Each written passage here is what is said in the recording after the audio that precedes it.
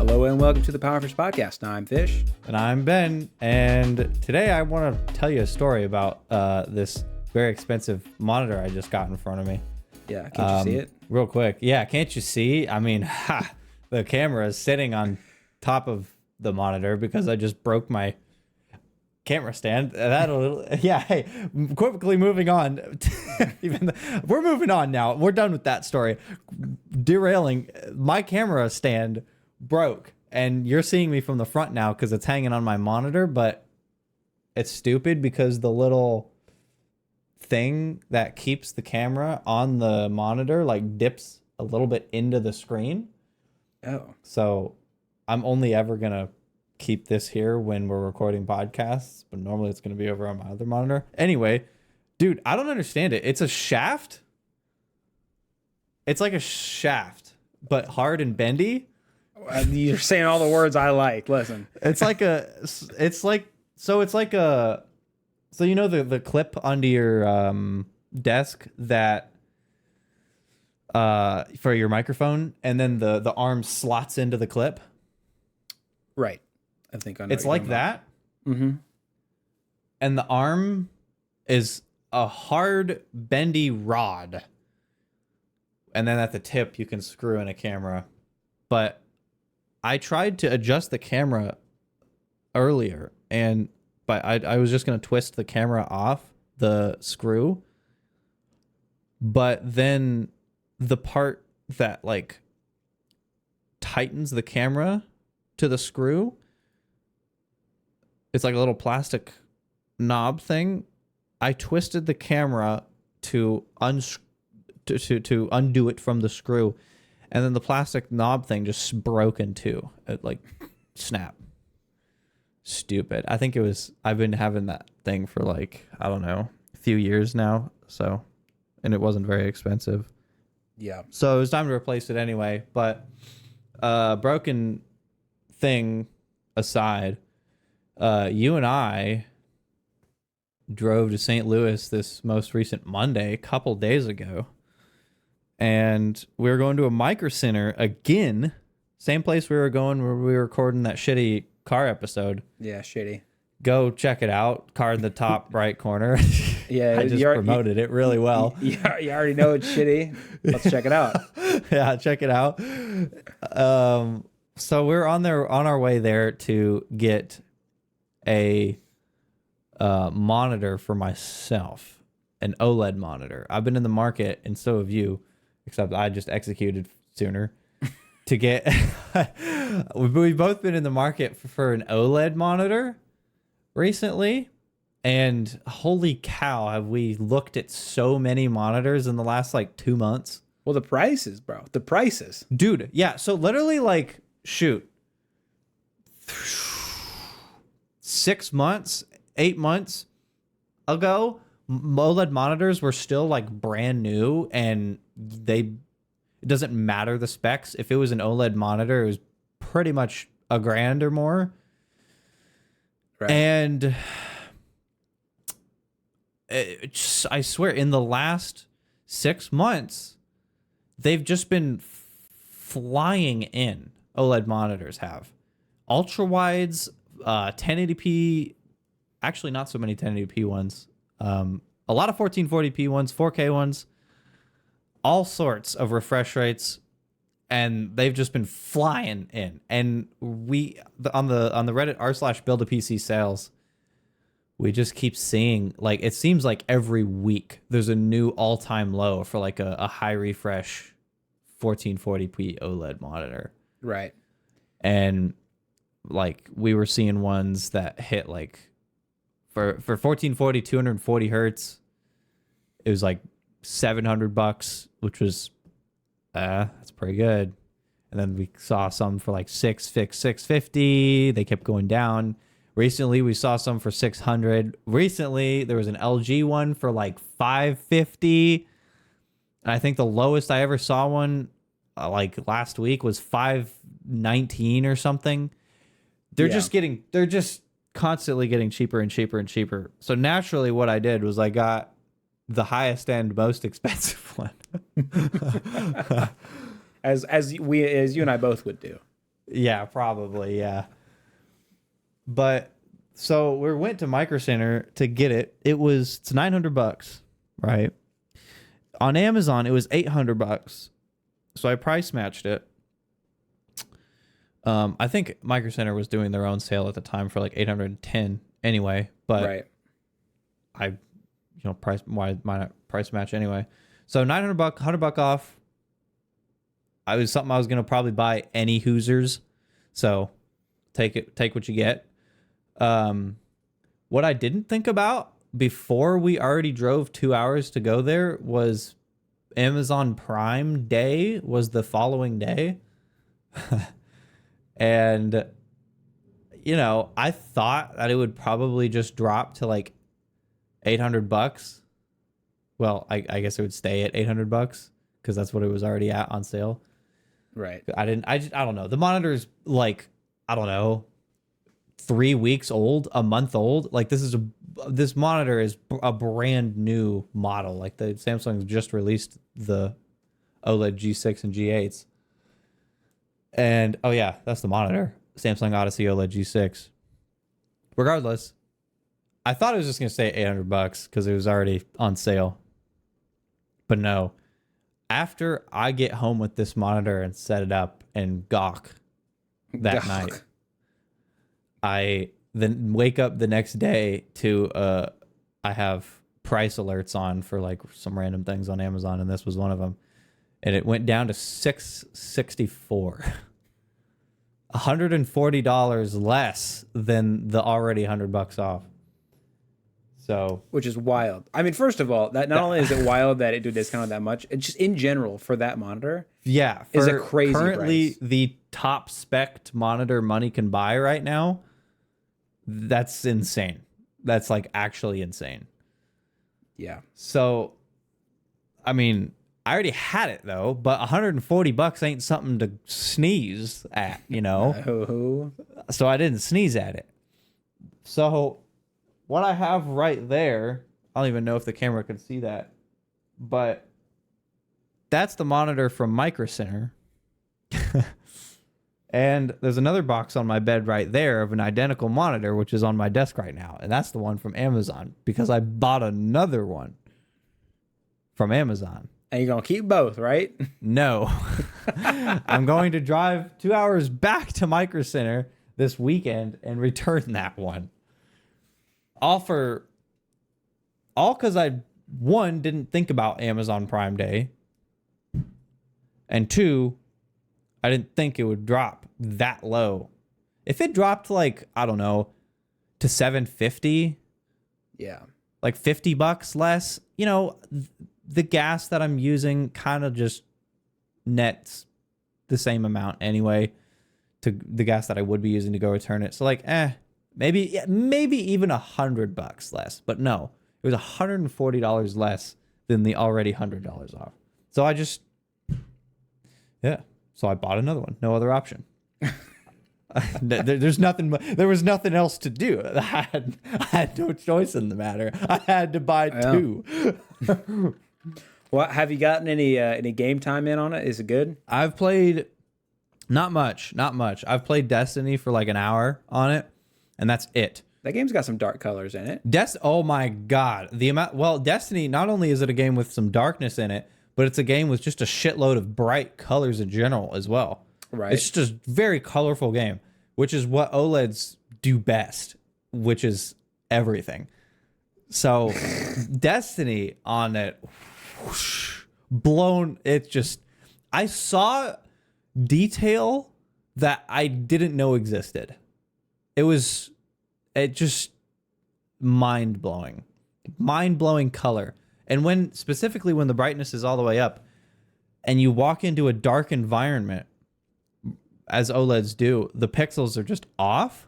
So it's a pure black, but only the parts of the screen that are black. So if you have the brightness all the way up, the range is insane because you can have because on an LCD, if you have the brightness all the way up and you're in a bright game, looks great. But as soon as you get that bright game and part of it's dark, like Destiny, where there's a lot of both, or something like Call of Duty Zombies, there's a lot of colors and darkness. The dark looks just blah because your brightness is all the way up. The dark just looks gray. It's Right. just bad. But when you're, because it's, if you turn the brightness down on an LCD, the darks look pretty good. They look blacker because the brightness is all the way down. But then brights are just like, it's hard to kind of even see. Right. OLEDs, if you turn the brightness all the way up, you get all the way dark and all the way bright in the same image. It's eye popping. It's crazy. It is an infinite contrast ratio. Infinite, yes. It can get as dark and as bright.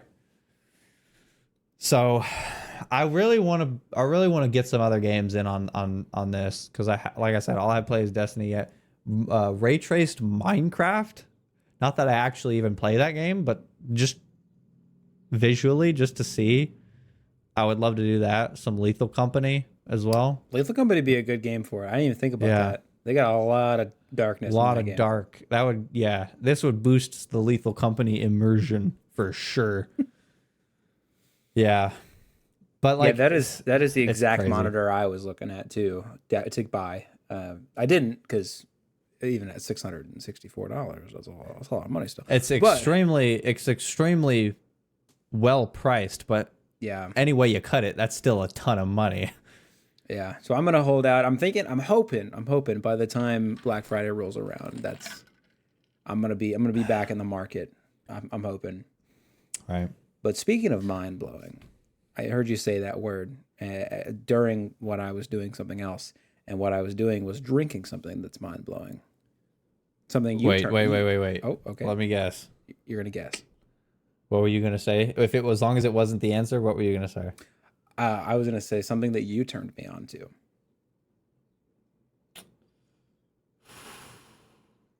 What if I gotten you to drink? It's not those squirty water shits, is it? What are you talking about? The fuck? Mio? No, not Mio. Hmm. You want another hint? I'll give you another hint. No. Okay. Okay, the amount of things that I have gotten you to start drinking isn't vast. I should be able to get this. Yeah.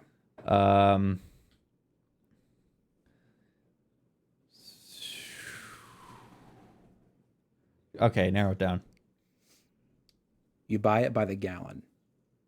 Oh, okay, yeah, Or Milo's can. tea. Yeah, Milo's tea. Yeah, specifically the 0 calorie, the 0 sugar. Dude, sweet tea. Favorite tea. It's pretty good. Favorite tea. I think we might have talked about Milo's tea in the drink episode.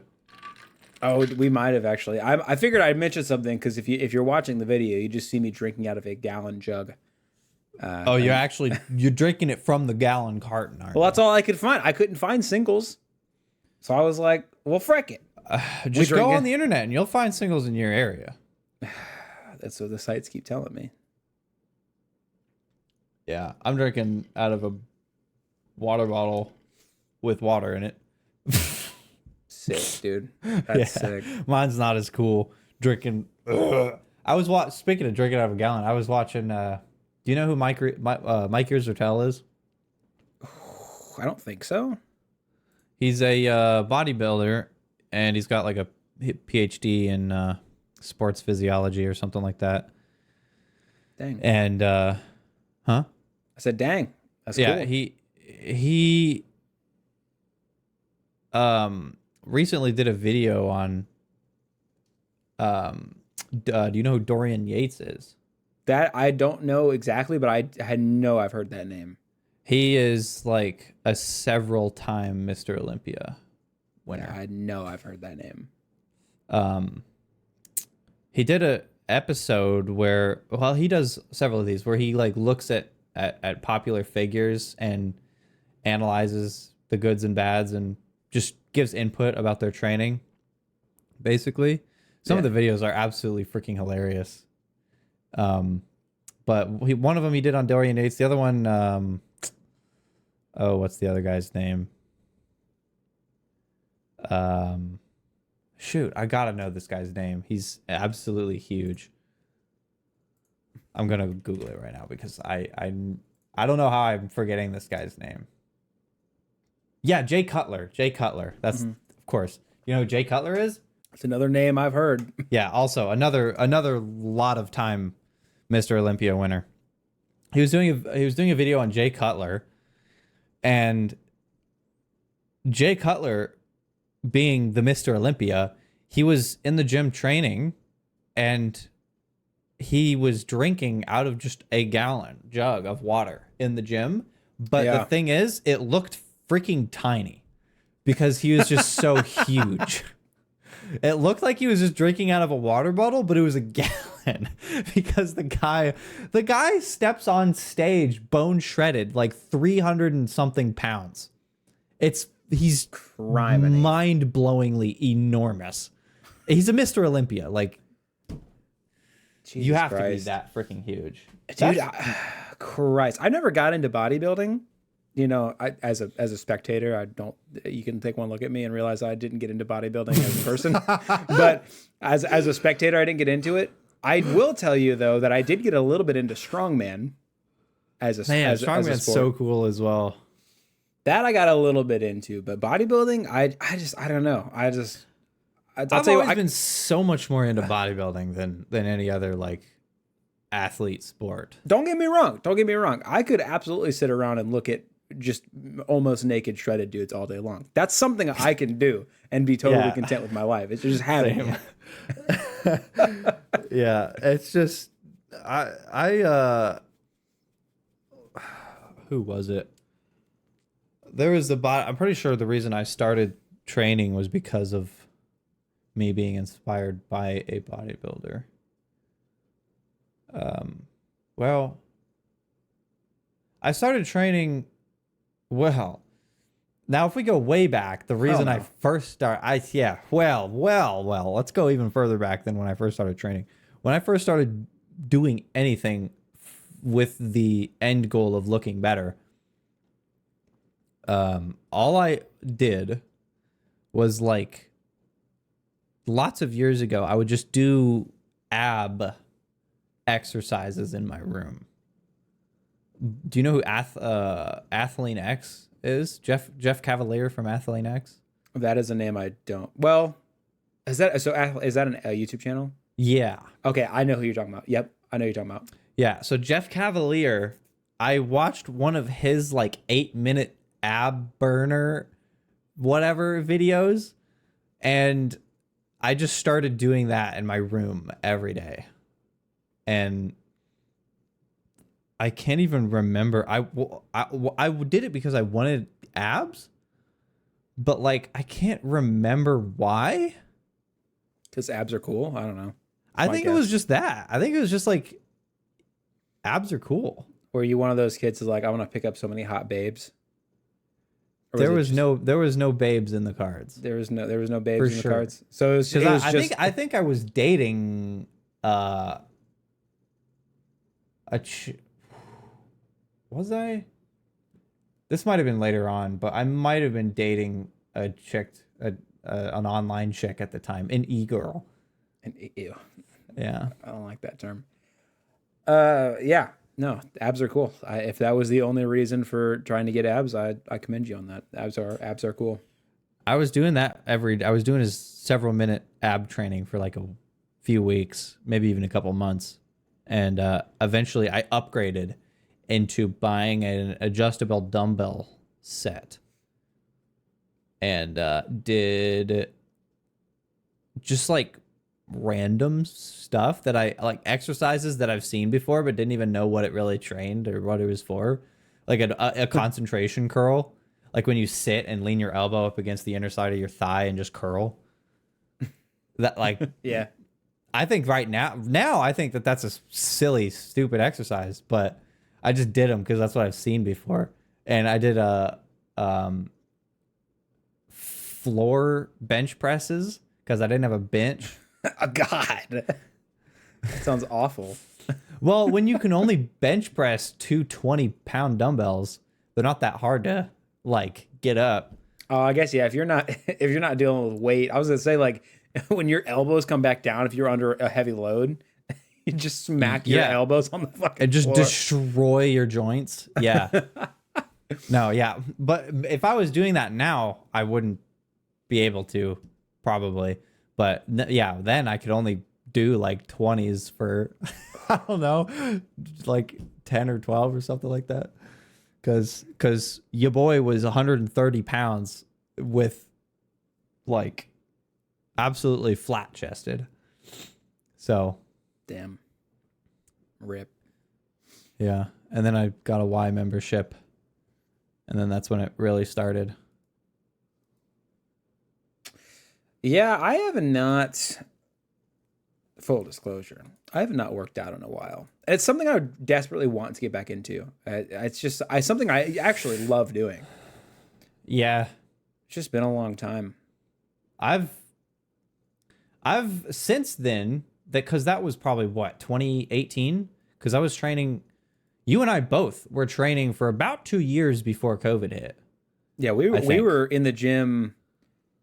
That was when I got the Y membership, and you and me were at the Y pretty much every single day. It was either every single day or at least every weekday or something like that. It was a lot. Because we had a routine. You and I would like go to work.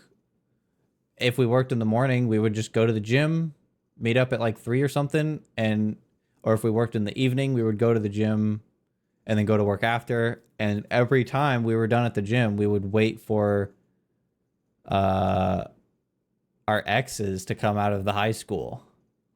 Yeah. And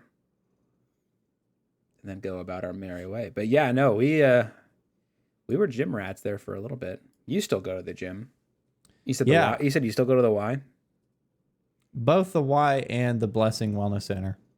Mostly the Y, but I love our YMCA because when you go down into like the weights area, it really just feels like a dungeon. You're just going into it's like you're going into a boss battle, and it looks like you're going into a boss battle because there's so many huge jacked dudes in there. There's a lot of big men in there. The like Y is you go to the Y to get.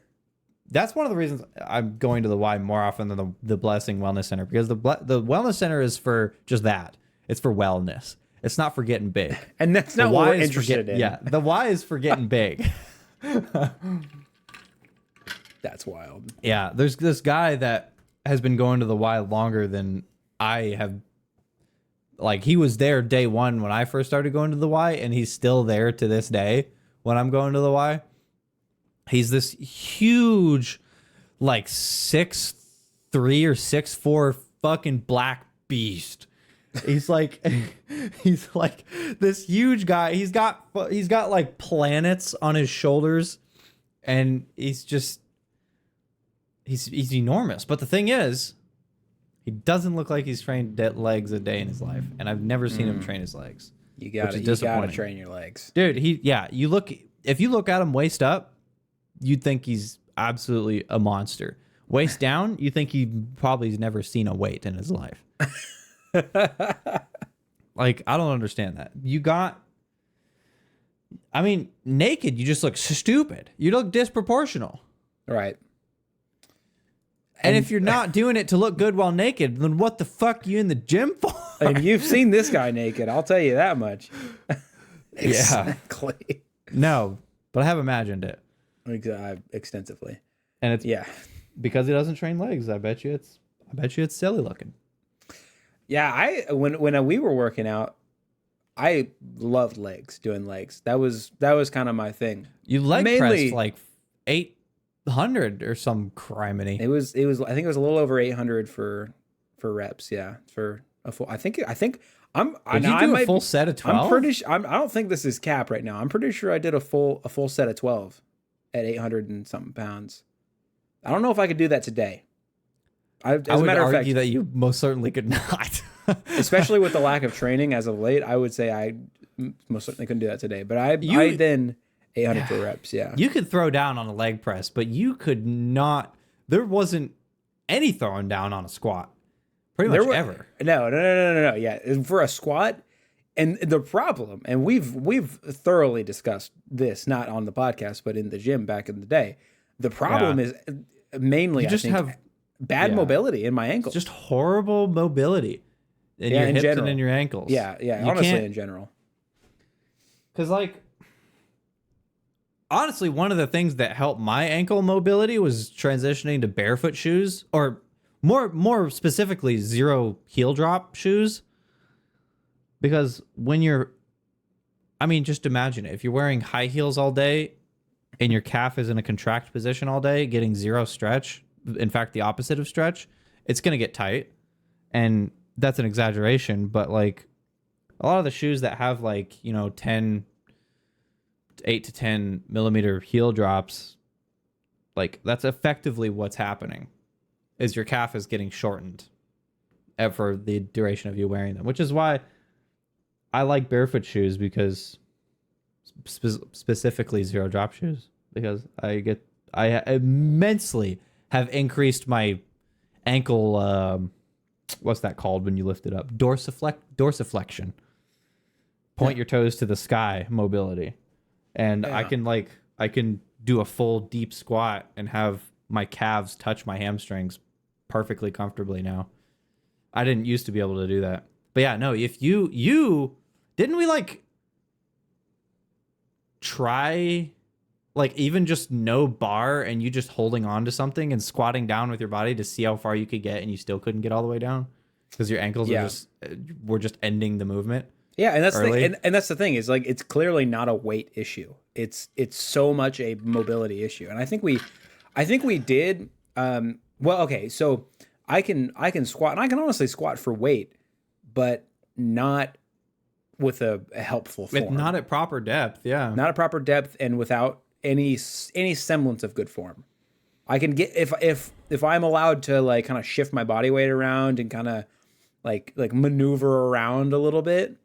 I can do almost complete squat. If you had a proper squat or a foot stance, what didn't you always like have really really really bad buckling knees on the inside of this? Like your knees would go inside when you squat. Didn't that happen? Yeah, and I always thought that was an issue with. Well, I mean, yeah, it basically just was an issue. I don't think that's as much of an issue now that my pronation in my feet isn't as bad. As it used to be. I forgot. Yeah, since I have been wearing insoles and just gotten used to getting that. healthier foot stuff. Yeah, because ironically, the years and years that I saw a podiatrist didn't do anything, and then I bought one over-the-counter thing, and it fixed it immediately. Ain't that the thing? Isn't that something? Ain't that something? This is why people don't trust doctors, bro. Because there's so many doctors that just... And I'm not... Okay, obviously these doctors are smarter than everybody that walks into their office in 99% of the scenarios. But like, they're also getting paid for every like prescription they prescribe. Right. So like they're financially motivated to give a quick fix to a lot of things. Yeah. No. Subscribe or prescribe a thing or a brace or an insole, or for a lot of doctors it's pharmaceuticals, and the pharmaceutical industry kind of promotes that. No, it's oh man, that's a hole. That's a rabbit hole, a dump hole even. The whole big pharma. big pharma. We know enough to talk about big pharma. That's for sure. Yeah, we're so into.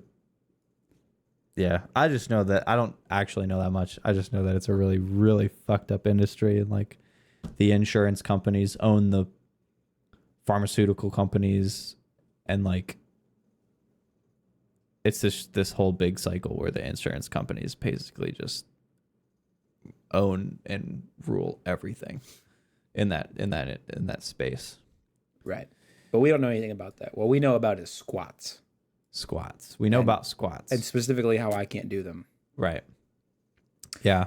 But yeah, no, I honestly think wearing barefoot shoes probably would help with that, with the mobility issue of my ankles and my calves and everything. But the thing is wearing barefoot shoes most certainly isn't good for your arch, specifically if you're overweight. Right. If you're like within proper weight, you your arch was designed to carry that. But if you're overweight and you go barefoot shoes, your arch ain't gonna be able to keep up. So like that, you would solve a problem by introducing another one. So I don't even know if that would be. But there is shoes. I think they're called Ultras, like with an ALTRAS. Heard of that? I don't know how. I believe those are like, I think they're 0 drop shoes, but still with like all the like arch and cushion and support and stuff of traditional shoes. So they're kind of like a mix between barefoot and traditional shoes. Those could be pretty cool. I mean, or you could just get a barefoot shoe and then put an insole in it.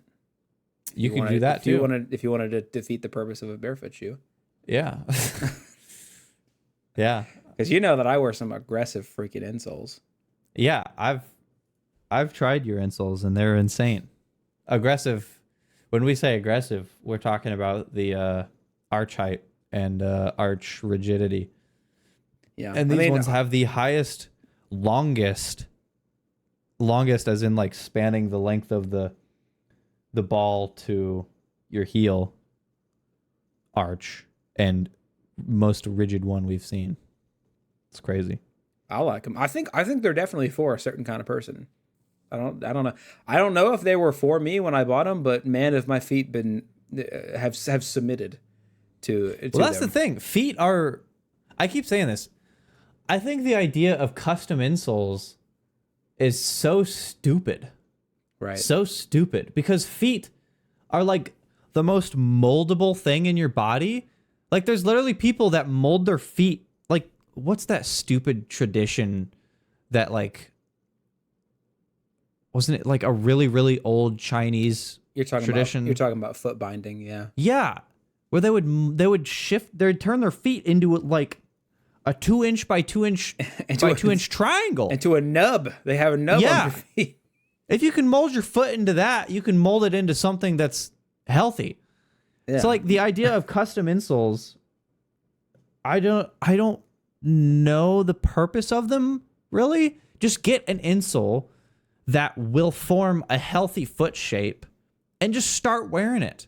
And your arch is going to grow to it. Your foot's going to conform. It's going to do stuff. Like when I started wearing barefoot shoes, specifically my toes have literally gotten wider, like width, because barefoot shoes they're pretty freaking ugly. They have really, really wide toe boxes.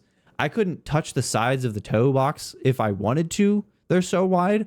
But in that, I've been wearing them for like like 2 or 3 years now.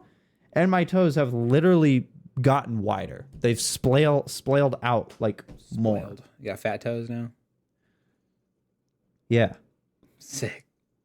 No, I like the idea of a barefoot shoe. I mean, as a matter of fact, I own a pair of barefoot shoes. You know what I'm talking about. Right, my hikers. Mm-hmm. I really like those. And God, do you, even with those thick tires for outsoles, you still feel like you're connected to the ground a little bit more than padding upon padding. But that's the thing. It's a lot easier to use a barefoot shoe. You got hikers to play disc golf in. It's a lot easier to wear a barefoot shoe and not feel the downsides of it when you're in the woods or if you're not basically anywhere other than pavement. Well, I'll tell you that right now, and you don't even got to tell me first. I'll tell you first. Whenever we were out playing and we'd be out on the grass, I'd be cool as a cucumber. But then we start walking on on a sidewalk, and it's a whole other ball game. The pain comes on tenfold at that point. Yeah. Yeah. If I strapped, we were talking about this. If I put on a 100-pound weight vest, I will be close to what you weigh. And if I did that and then walked out on pavement with barefoot shoes, I feel like my ankles and knees would shatter. I don't think I could do that. So no, being a thick boy is not where it's at. I'll tell you that for free. And I still think that I would love to see that as an experiment to try to match. I still want to try that. So I work for FedEx, and I read this book called The Comfort Crisis, and basically it was a lot of good stuff. What I took from it was I need to ruck more. What does that So mean? Ruck. Rucking is like basically just walking or jogging with a really heavy backpack. Oh, that sounds awful, but continue. So I just need to ruck more. So there's a place called Go Ruck, I think, a company called Go Ruck, and they sell like these rucksacks. And one of them's like a weight vest that goes up to like 100 pounds. And I want to wear maybe not 100, but at least like a 50-pound or more weight vest while doing my job, while delivering packages, and just see if I can do it. See if I can get through it. I think you get through it. You'll have a bad day, I'm sure, but I'm sure you get through it. I can. I'm sure I could. Like, it wouldn't be unbearable, but man, that would be a challenge. Would you get some thick legs though? Holy shit, dude. If I did that every day, I'm like, I mean,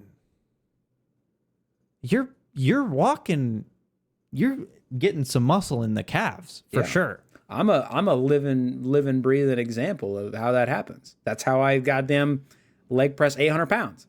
I mean, how you don't see any like obese people with small calves because they need the legs to be able to move that weight, and they got them. Well, I've told you how I got roasted when I was younger. I know I've told you this. I'll tell you again because it's a funny story.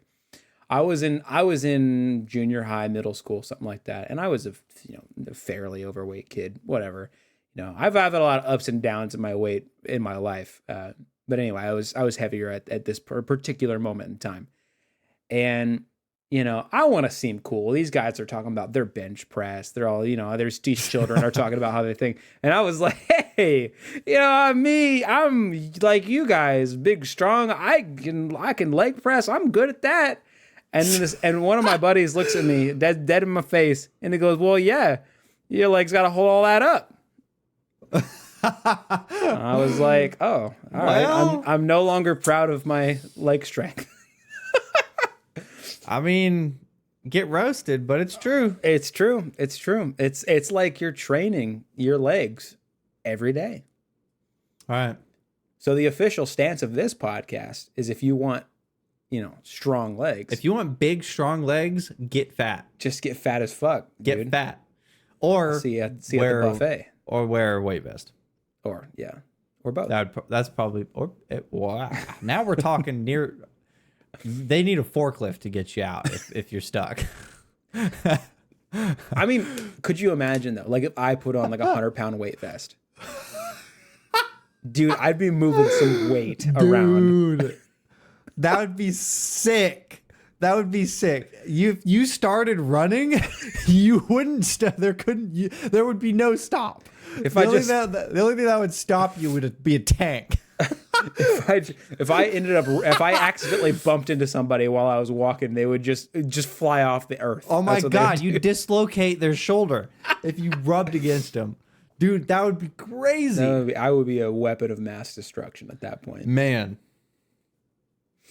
But yeah, that would be pretty cool. But that's what I'm saying. That's what it takes to be an Olympic level athlete, is getting fat and then putting on a weight vest. And then walking. And then walking a little bit. Yeah. If I don't know, weight vests are kind of expensive, at least decent ones, but I absolutely do want to try that one day. Maybe even turn it into like a routine. Like Mondays are our weight vest training day or some crap. That'd be kind of cool. I would honestly do that. I mean, I have not a lot of use for that at the moment because I just need to just be active in general, and that would solve a lot of my problems. But like, in general, I think that'd be a really cool way to quote unquote work out or get some, obviously it's just better conditioning, and you're going to be heavy. Oh, man. You're going to be heavy while you're walking around. So I mean, that's going to get your heart rate up as well. That's going to be good for your cardio, That you're going about your cardio business. stimulus would be crazy. Yeah, dude. Yeah. Not only would you be just straight up moving weight with your legs, heavy weight, which is muscle growth, but the cardio, because of that would be like, what are different cardio stages called? Like zones. Yeah, like zone 2 or 3. I think zone 1 is like sedentary. Zone 2 cardio is like just barely enough to where you can't have a conversation without like heavy breathing. And then zone 3 is like hit, where you basically can't talk. Oh, you know what? You just said that, and it just reminded me of an experience that both you and I had together Oh, at the Croc, at the fucking Croc Center. dude. We did. There were these like there was like these hour-long like cardio burners. Oh my god. That was deadly. What? And it was, and we were kind of making fun of it too, because they were like, all right, get at this little platform, and then like, you know, a 5, a 10, and a 15-pound weight, or maybe 20. And we were just like, oh, these are little bitch baby weights. Little tiny little frick weights. Yeah. Nothing. Boy, were we humbled. We were humbled. Holy cow, dude. Those were insane. It was a lot of like, obviously, you know, they had, you got to do your curls or whatever, but a lot of it was like, you know, reach it out and then hold the weight in place and just let your muscles light on fire. Or put like 20 pounds on your back and squat and then stay there for like 30 seconds and then go up and then do it again. That stuff kills you. That kills you. Dude, I would love push-ups, the same thing, but push-ups. Oh man, dude, those classes were insane. Those were insane. They were so much fun though. For an hour, I mean, not that an hour is like a really quick, like you can get a pretty bitchin' workout in an hour. You can screw yourself up pretty good. And these are a great way to do that if you're looking for just an hour. Yeah, if you're just wanting to, because it really was like most of your body was targeted.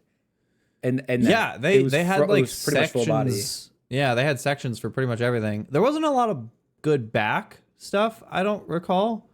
Yeah, I feel like I remember that as well. I think it was a lot of arms and a lot of legs, I remember. And I think some like chest with push-ups. Yeah, there was triceps. push-ups, and there was, I think they might have had like with the dumbbells or whatever, they had like bench presses and stuff like that as well. Kind of like bench presses in a way, where you just laid down on the mat and did them. But yeah, I don't remember there being pretty much anything for back. But that was one of those things you leave there and you just feel like absolute jelly. You're just gelatin walking around. Yeah, that's the best way to have a workout. Exactly, dude. I want to get back into working out. I miss it so much. That's the thing, and it's just. Well, I mean, how it went, you and I were going for about 2 years. I still think that was the best that I looked at the end of that. We got COVID hit, gyms closed, we stopped going. And then we stopped for a freaking while. And then you and I started again. Shoot, was it like, I don't know, 2 years ago? It wasn't even that long ago. And then we only went for like 6 months. Yeah. I mean, 6 or 7 months. In our defense, our jobs were a lot more. Yeah, we both had super sucky jobs at the time. Yeah, hours wise and everything. And then the only time to go, especially with your job, the only time to go was at like, what, 6 a.m., 5 a.m., something? It was, yeah, we were 5:30 in the morning. That was pretty much the only time my job allowed me to go. I'll tell you what, that's too early. That's too early for me. 5:30. You know, that's too early. Like we've been talking, you know, amongst ourselves lately about sleep and circadian rhythms and sleep timing and all that. And I'm just coming to the realization, not that I can't get up early. I'm not one of those people like, oh, don't wake me until noon.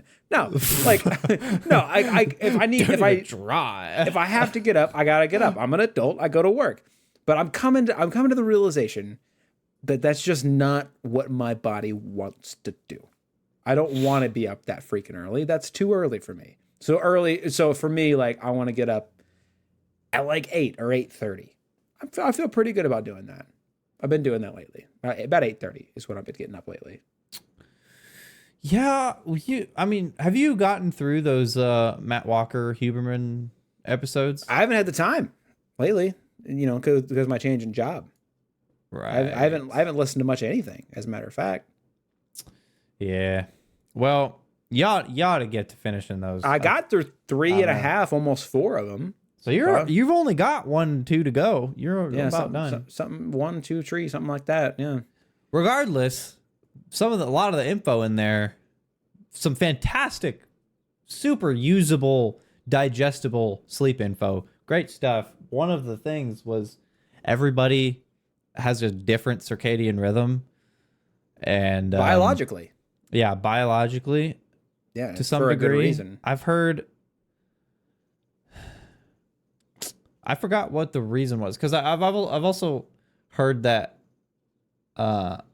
it's everyone's biologically different and goes to bed and wakes up at different points of the sun rising. Some of them rise like before the sun. Some circadian rhythms are like pretty much matched with the sun. Some are matched after the sun is brighter. Well, the reason, I remember the reason, and the reason I can't remember, is because of our ancestors. So it's a situation where you have some people that go to bed early, but if everybody went to bed early, then you just die right on the spot. No, for like a full 8 to 9 hour block, everybody's asleep. So what you need is some people to go to bed early, but then some people to be up. So let's just put a number to it. Some people go to bed at 9, right? In this ancestral example that we're doing. And then some people stay up until like 11, maybe, and then they go to bed. But then the people that woke up at 8 get up at 5, let's say, or whenever.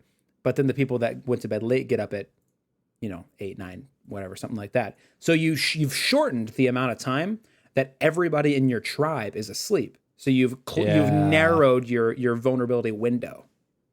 Yeah, I forgot about that. Mm-hmm.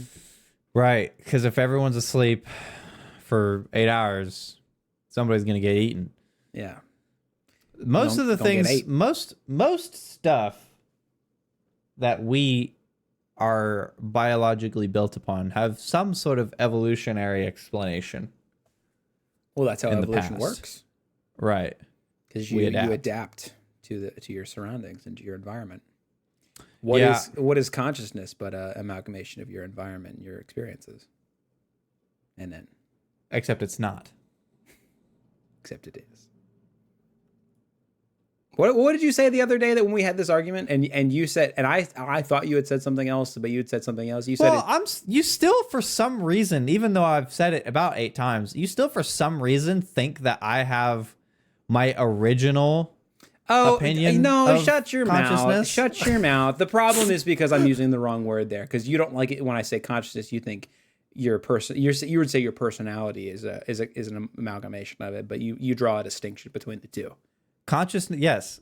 Your personality is genetics and experience. Okay, fair enough. Consciousness is a different thing. Fair enough. I used the wrong word there, and words matter. We know that. Yes. Don't make me start. Don't. And I. If you start, believe me, I'll finish. Now, if you finish, I'm finishing. Well, great. Now we've both finished. Great. Fantastic. Fan-freaking-tastic. What were you about to say? I was gonna say something earlier, but I forgot, so I'm moving on. Nice. I don't know what my actual sleep wake would be. I think it's probably like 9 p.m. to 7 a.m. 10:30/11 p.m. to 7 a.m. Because usually waking up around 7 a.m. is when I would wake up naturally, and I usually get tired around 10. So falling asleep around 11, usually between 10 and 11, I would wake up at 7. That if I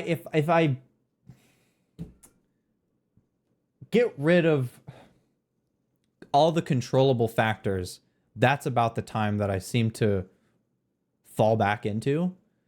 Yeah. But I have never had a problem shifting around. I've Yeah. I don't do that anymore. I go to the gyms in the morning. I go to the gym in the mornings. I go at like 6. I wake up at 5. And I have no problem falling asleep between 8 and 9. No problem.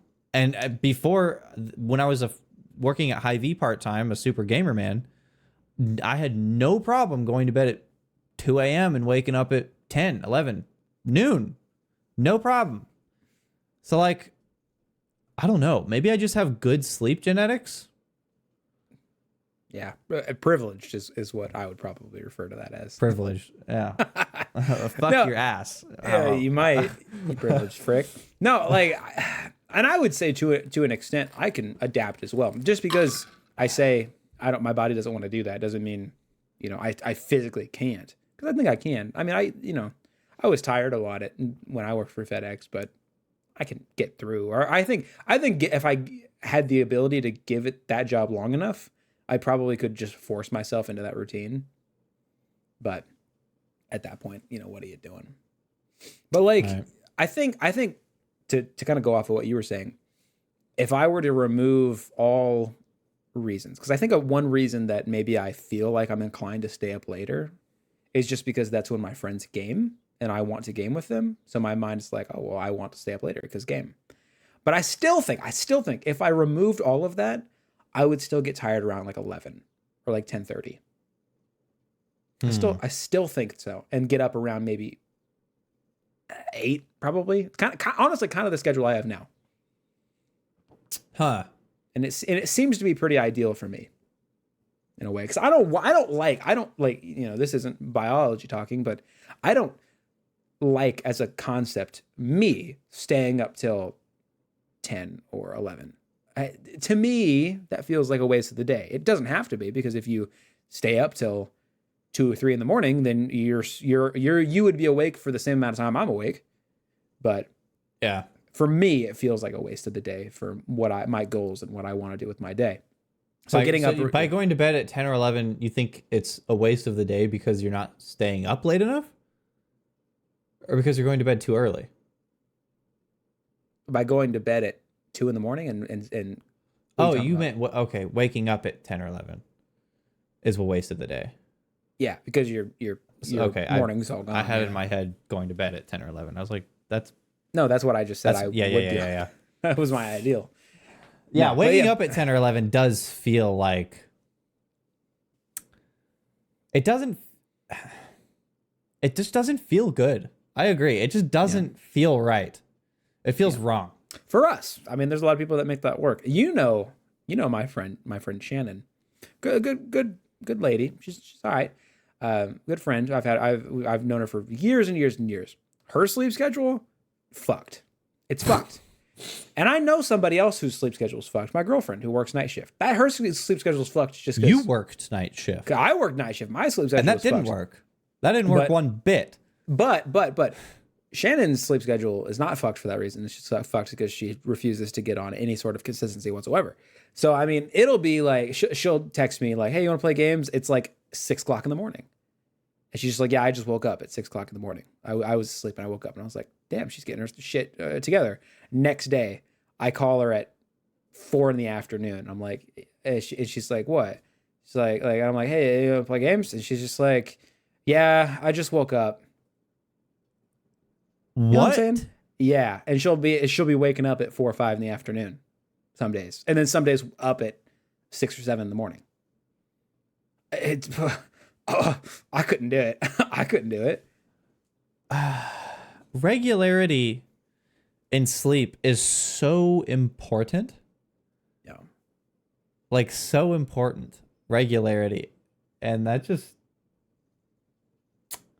Freaking what's his face? Crazy. What's his face? Matt Walker, the sleep scientist, he said your like give or take window for your thing is like 30 minutes either side. Like it's that tight that you should be considering. Going so you have basically. Oh, so an hour. Yeah. You have an hour of time. Yeah. 30 minutes before or after your circadian perfect time. Yeah, 30 minutes either side of that. Yeah. And that's and that's a Yeah, I pretty remember freaking him tight saying window. that. Yeah. That's a pretty tight. You got to really time that. He also said mean- that if it's coming up on your time and you should force yourself to go to bed at that time and not before or after, which essentially is the window. But go ahead. I mean, I don't know. Is it that tight? I don't think it's that hard to just. I don't think it's. Maybe. I mean, you have no control over when you actually fall asleep, but like. Right. There's that. Routine wise, also. I don't think it's that tough. I think it seems tight, at least to me, because there's always shit in life that can come up. Like, I don't know. Well, especially if you're an early to bed person. Like if I want to be in bed by 8 o'clock or something like that, I'm always in bed between 8:30 and 9. Sometimes a little later than 9. Except for the nights that you stay up playing Destiny with your friends until 11:30. Yeah, and except for, I feel like there's been a couple times that you were up late. Maybe it was like 10 on a work night, but I could be cap. I feel like I remember hearing about I've stayed up maybe late 9s. Point being, regardless, there's a lot of things that can contribute to irregularity. But to embrace, and this is where I was going, to embrace irregularity as a human being. That's silly. That's wild to me. That's just like asking to have lower mood throughout the day, have less energy throughout the day, have a higher appetite and a higher appetite for sweet things throughout the day, which is all symptoms of irregular, not good sleep. Like, makes you, just in general, kind of going along that. It also, according to Matt Walker, makes you more impulsive in general. Oh yeah, impulsivity. Yeah. So what needs to happen? I tell you what I just thought of. This is my master plan to get what I want right now. What I'm gonna do is for the next 3 days, I'm gonna be irregular in my sleep schedule, and I'm gonna buy an OLED monitor. Impulsive because you won't be able to control yourself. It's not your fault. I won't. Regardless of the fact that I'm planning ahead on this, it's not my fault because of biology. What are you gonna do? Yeah. You gotta come at me for it. Take it up with Matt Walker. Poor sleep. Yeah, poor sleep causes impulsivity.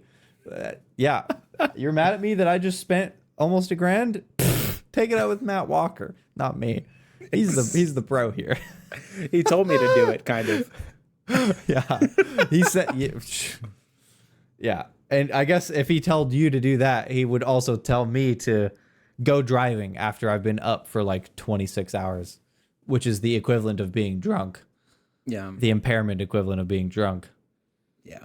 Which is crazy. The amount of people that drive underslept.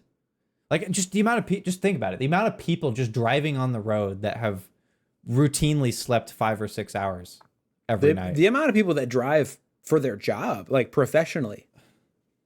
Whether it be delivery drivers or semi-truck drivers or whatever. Like honestly, truckers neglect their sleep a lot. Great. I mean, to be fair to them, I mean, I don't freaking know if I could sleep well in the cab of a semi-truck. I don't know if I could do that very well. I'm sure you get used to it, but it doesn't seem like the most cozy environment. Well, that's not the reason they neglect it. It's because they're usually paid by the mile. Oh, I guess. And the more sleeping they're doing, the less driving they're doing. Well, and that's just a system that is set up to be bad. Well, I mean, back in the day, back in the day before DOT implemented laws, it was a lot worse, where drivers just basically wouldn't sleep, and there was way more wrecks and fatalities and stuff. Now DOT has a clock. If you in a week period, a truck driver gets 70 hours that they are allowed to work. Of those 70 hours, only 11 per day can be driven. They can work only 14 per day, and only 11 of those 14 can be actually driven hours.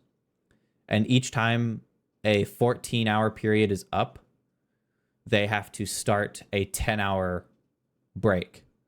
And that 10-hour, at the end of a 10-hour off duty, their 14-hour resets, and they can now allot another 11 driving and 14 on duty. And trickles down until they run out of their 70-hour clock, and at the end of the 70, they have to take a 34-hour off-duty break.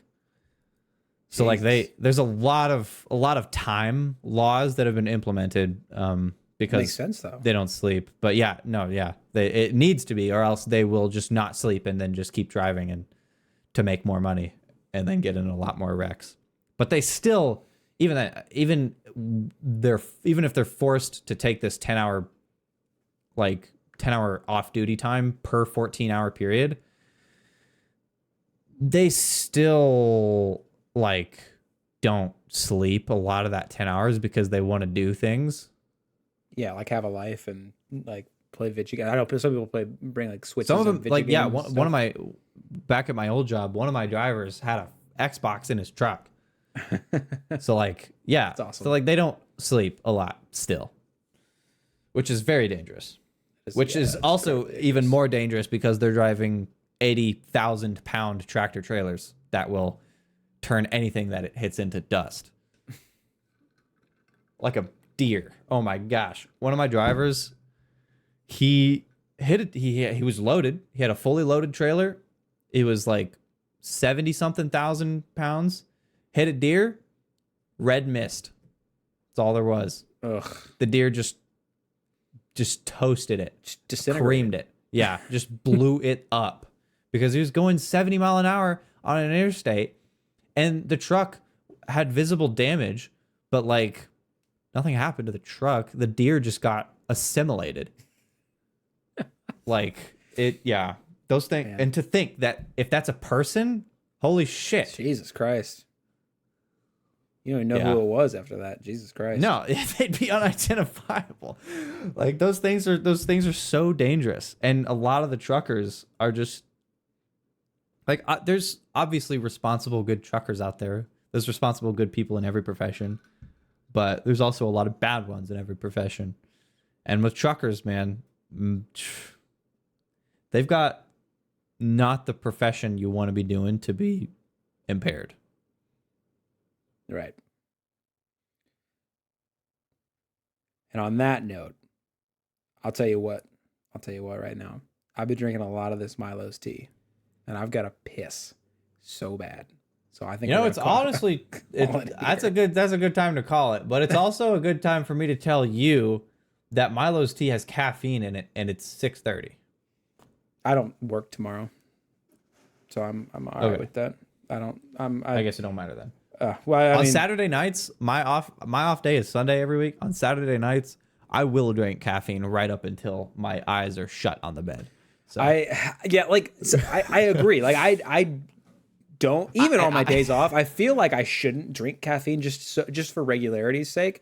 Yeah. But at the same time, though, I want to squeak the absolute most out of every waking minute I get of my days off.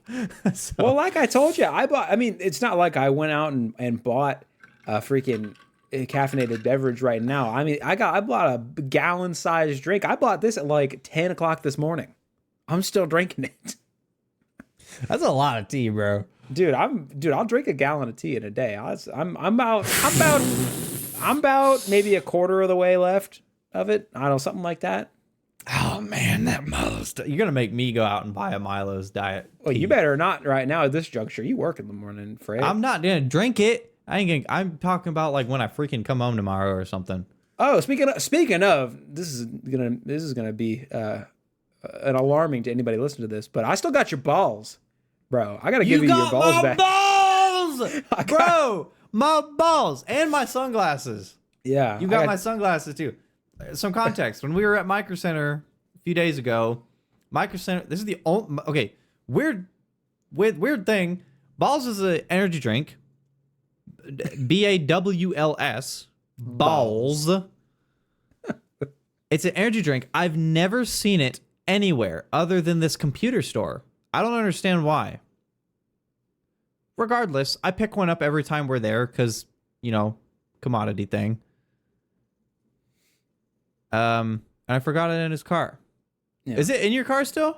It is in my car still. Okay. I haven't touched it or moved it. Same with your sunglasses. I noticed they were there and I was like, I'm busy, but So yeah, Dude, I gotta. the sun ain't kind to these blue eyes. I know. I gotta figure out a way I can freaking get them to you or something. I guess I could. I guess I could have while I was out running errands today. I wasn't on that side of town, but I could have just like thrown them at you. I don't know. That's the sound I make when I throw stuff too. Yeah. I might just drive. We'll talk about the logistics of me getting my goddamn balls back when we're not on the podcast. Okay. Yeah. Because as at the moment, I am in possession of your balls. Yeah, and that needs to cease. All right, let's wrap this up. All right, thank you everybody for listening, again, watching, whatever you're doing, and we'll talk to you next week. See ya. See ya.